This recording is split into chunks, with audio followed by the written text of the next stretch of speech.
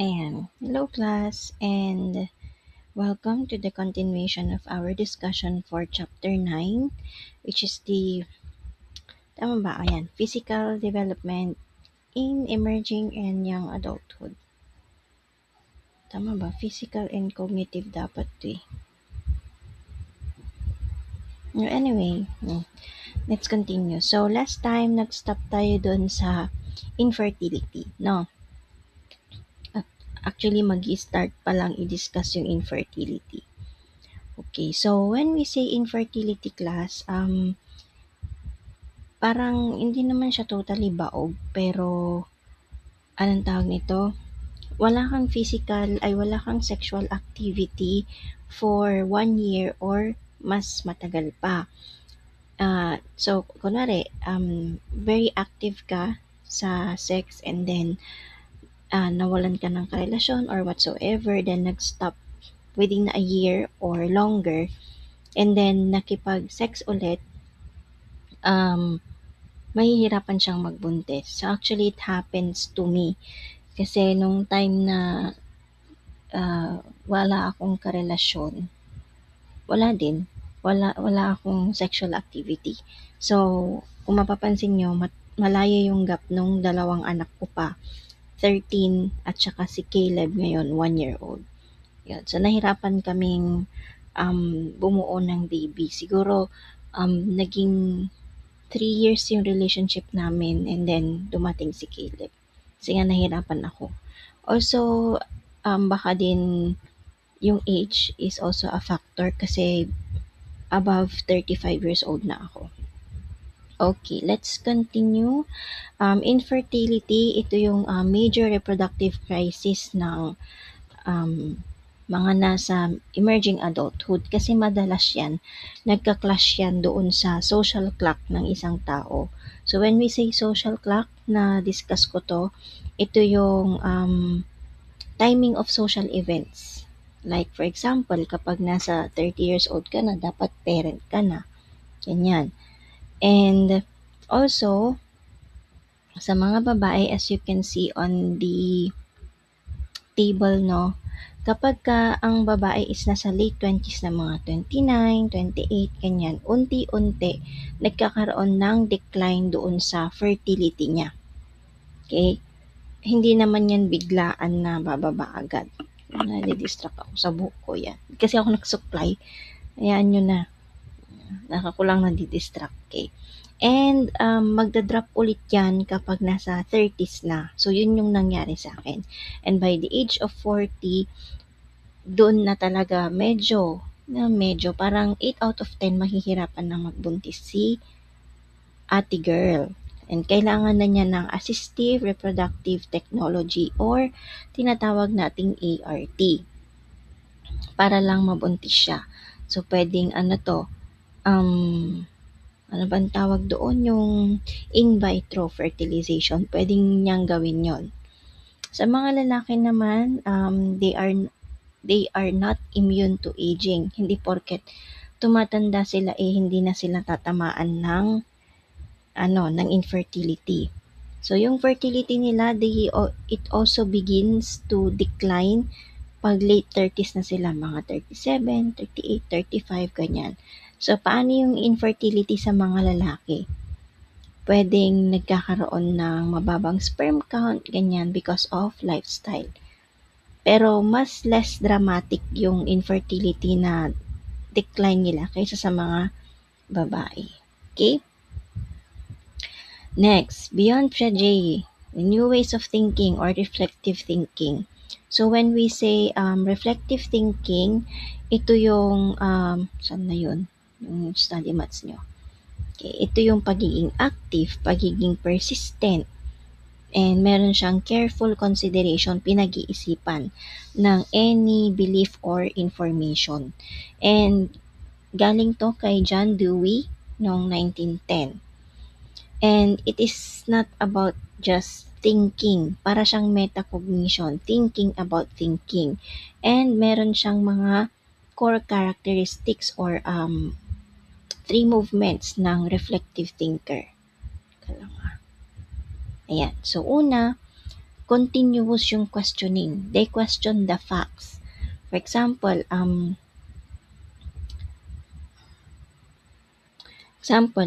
they refuse to take yung mga facts. Ang gusto nila ah, merong ebidensya.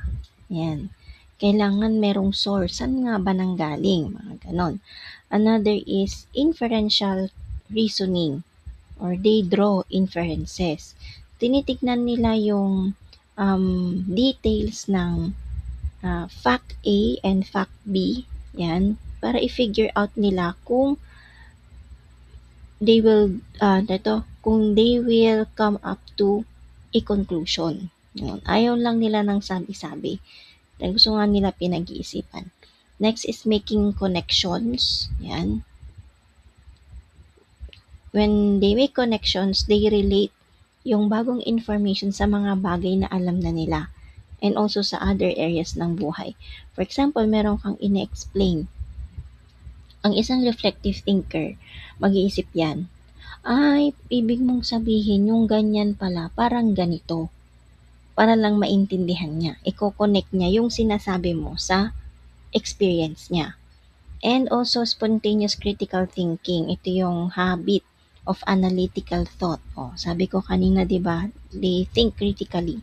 And yun, very natural yun sa kanila. And they respond to new stimuli. Next, we have post-formal thought. So, when we say post-formal thought, it is about wisdom. So, typically, nag-emerge yan sa inyo, mga emerging adulthood, and you start to face the real world. And meron siyang mga characteristics or abilities para ma-navigate ng isang young adulthood ang post-formal thought. So, meron siyang inconsistency. They are able to understand na ang isang tao can be a good person, pero gumagawa din sila ng bad. For example, saan na example ko kanina? Wait lang Yan. They try to accept na ang dalawang bagay, hindi siya pwedeng maging good or true ng sabayan. Example, kunyari ako mabait. Do you think na lagi akong mabait? Do you think na may times ba na hindi ako nagiging bad? Yun. Ganun yung thinking ng post-formal thought. Hindi lahat ng bagay is good. Good yung person, pero meron at merong time na gagawa siya ng bad. Okay? A person cannot be good at once or not all the time. Parang ganon. Next is contradiction. It's you as young adult, you try to understand na ang buhay ay hindi siya straight line lang. Marami siyang mga sangay. For example, you come up to a decision. Tutuloy ba ako dito sa decision ko na to or nilihis ako kasi ito ang gusto ko? Paano example niyan? Example ako, after I graduated Bachelor of Science in Psychology. So, ang path ko is I'm taking masters ngayon. After I graduated bachelor's. So, dapat straight line lang kasi nga dapat tapusin ko ang masters biglang may nagparamdam si unit earner, si teaching certificate, si Eduk nagparamdam. Sabi ni Eduk, everyone, we are inviting you to, if you are interested, to enroll for our unit earner program, and this will be the last semester na 6 months nyo na lang siyang kukunin. Mga ganon. So ako, parang ting, kasi nga gusto kong maging licensed professional teacher. So parang naisip ko, 5 months and then magiging ka na, meron ka ng second degree, sige nga, i-try ko nga, parang ganon. So, on one side, napaisip ako na kukunin ko siya. And then, meron na namang nagparamdam. O, may isa pa, pero hindi ko muna sasabihin ano yun. May isang nagparamdam na isang academic path. So, dahil na late itong bagong dating na academic path at na pinayagan naman ako ng Department of Psychology to enroll sa unit earner, nalihis ako ngayon. Na-contradict na yung straight line na tinatahak ko sa buhay ko. So, yun yung contradiction. Na-contradict niya si Masters. Okay? Next is compromise. So, when we compromise, we are finding yung middle ground sa maraming problema na kinakaharap. Parang naghahanap tayo ng solution na hindi perfect pero it works for everyone. Okay, compromise. So, ang post-formal thought, ito yung pinakamalaking shift. And when we say biggest shift, we have two, yung immature thinking, which is black and white, and post-formal thinking, which is relativistic, which is contextual. As you can see on the screen or the slide, meron tayong comparison. So, ang mga teenagers dati, kasi nga nagkakaroon kayo ng transition from being a teenager to a young adult. Dati, ang isang teenager sasabihin na yung kaibigan ko nagsinungaling siya sa akin. And ang pagiging sinungaling ay mali. So therefore, masama siyang tao and iwa-block ko na siya. Ngayon, dahil young adulthood na kayo and nasa young adulthood na kayo, and you are on the post-formal thought or the gray area. Instead na sabihin mo na sinungaling yung friend mo, ganito ang sasabihin mo under post-formal thought. Yung kaibigan ko nagsinungaling siya sa akin. Bakit kaya? Siguro dahil natatakot siya or nahihiya siya sa akin. Naging mabuting kaibigan pa man din siya sa akin for 5 years and siguro kailangan kausapin ko siya bago ako magdesisyon kung i-friend over, EFO ko na siya. Yan. Ganon ang post-formal thought. Kumbaga, hindi ka nagja-judge ng basta-basta. Pinag-iisipan mong mabuti. Okay? And under post-formal thought, we have the flexibility wherein we are able or we are willing to change yung mind natin or the way we think para makakuha tayo ng bagong info. We also have empathy wherein we consider kung papaano nakikita ng ibang tao yung mundo. So parang meron siyang ibang point of view or perspective. There is also tolerance for ambiguity. It is not exact, wherein being okay with the fact na some problems ay walang tamang sagot. Okay, we have to accept that. Next, Shay's lifespan model of cognitive development. So it came from Klaus Warner Shay, and tinitignan niya na mayroong mga developing uses ang cognition sa isang social context. So nag-focus si Shay sa why we think o anong purpose mo as a young adult. And sabi niya na ang intelligence natin hindi lang siya nag-grow and stop, pero it focus base doon sa kung ano ang kailangan nating i-accomplish sa iba't ibang stages ng buhay natin. And we have 7 stages. First, we have the acquisitive stage. So, typically, childhood and adolescence to. Yung mga nasa acquisitive stage, they gather the tools. They learn the things kasi alam nila na sa curriculum or because magiging useful siya someday. So, parang sponge. We are acquiring. We are learning. Okay? Example. We have to learn algebra or history para lang makapasa ng exam. And kailangan nating mag-build ng knowledge, mga ganyan.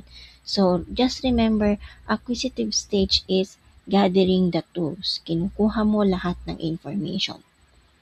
Next is achieving stage wherein yung age period niyan is nasa late teens or early 20s to 30s, early 30s.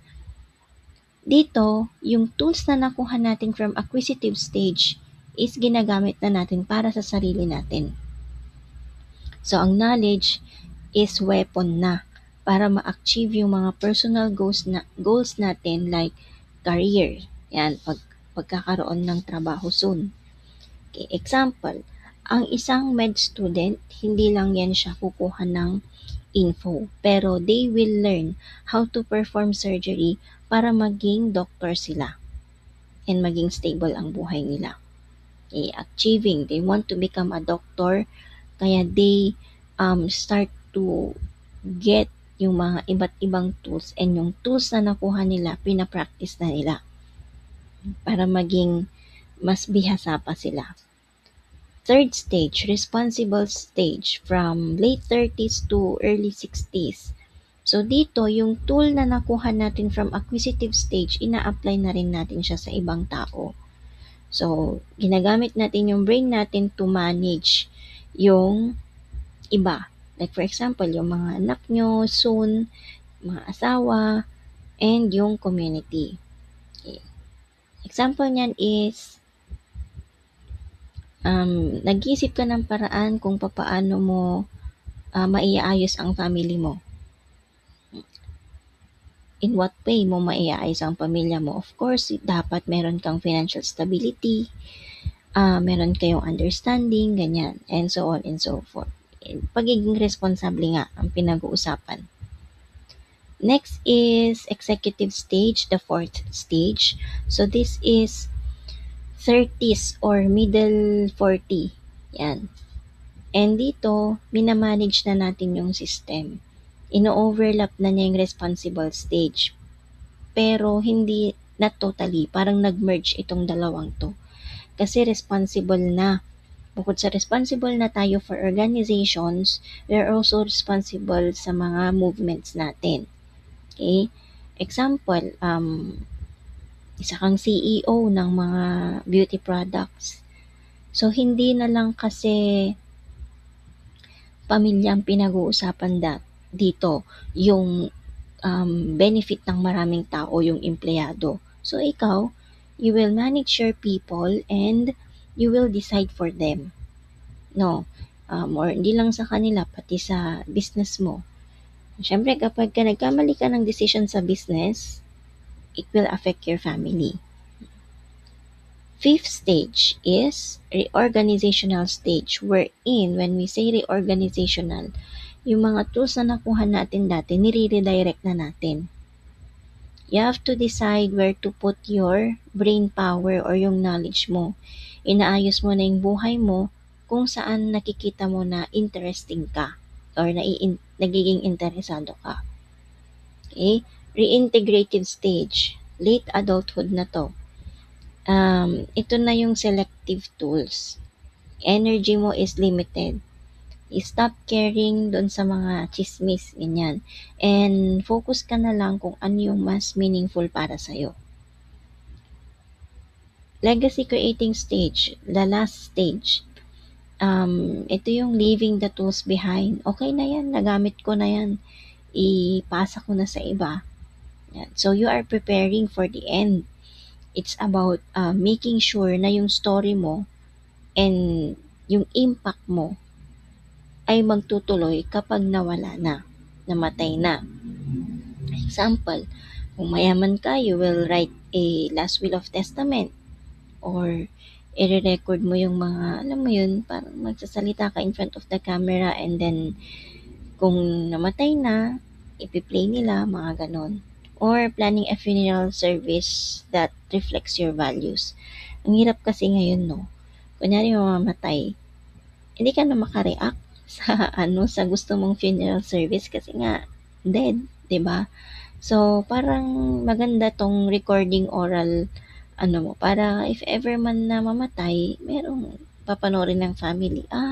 Nga ganito ang gusto niya, ganyan ganyan. Next, Sternberg insight and know-how or practical intelligence and tacit intelligence. Actually, na-discuss ko to sa UTS, kung ako ang UTS ninyo, no? And when we say tacit knowledge, ito yung inside information or pagiging street smart na hindi mo nakikita sa textbook, hindi na pag-aaralan sa school. It is the how to na usually natututunan ng mga tao by watching others or observational learning through trial and error. And we have the characteristics of tacit knowledge. We have the self-management. So, you have to organize your time, you have to keep yourself motivated kapag pagod na, and also alam mong i-manage yung stress. Another is management of tasks or task management. Um, Inaalam mo kung paano ang mahirap na bagay is gagawin mong structure or paano mo ipa-prioritize yung mga bagay-bagay para hindi ka ma-burn out.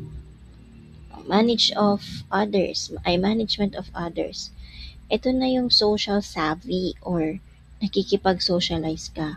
Alam mo na or kung paano ka makaka-impluwensya sa tao. So, knowing exactly when to ask someone for a certain favor, mga ganyan. Okay? And also, paano mo bibigyan yung kaibigan mo ng criticism, another example, na hindi mo sinasaktan yung feelings niya. Saan na tayo? Uy, may bisita tayong baby. Come. Come kay mommy. Shh. Come kay mommy. Okay.